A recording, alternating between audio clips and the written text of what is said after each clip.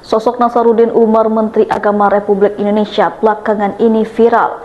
Nasaruddin Umar viral lantaran video tentang ucapannya soal guru dipotong hingga ramai di media sosial.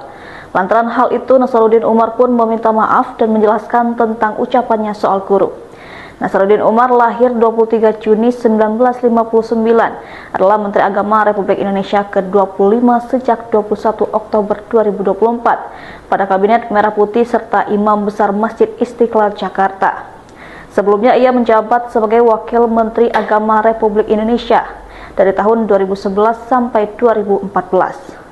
Ia juga merupakan pendiri organisasi lintas agama untuk masyarakat dialog antar umat beragama dan pernah menjabat sebagai Dirjen pada Direktorat Jenderal Bimbingan Masyarakat Islam di Departemen Agama Kementerian Agama Republik Indonesia.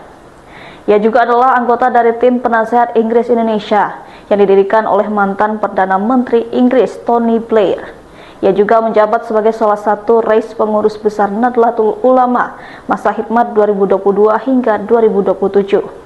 Sebelumnya pada pembukaan pembelajaran pendidikan profesi guru batch 3 di UIN Jakarta Rabu pagi, Menak sempat menyebut guru adalah profesi mulia yang harus dijalani dengan niat tulus. Namun pernyataan Nasaruddin berikutnya memicu kritik. Guru itu tujuannya mulia, bagaimana memintarkan anak orang itu tujuannya, bukan cari uang.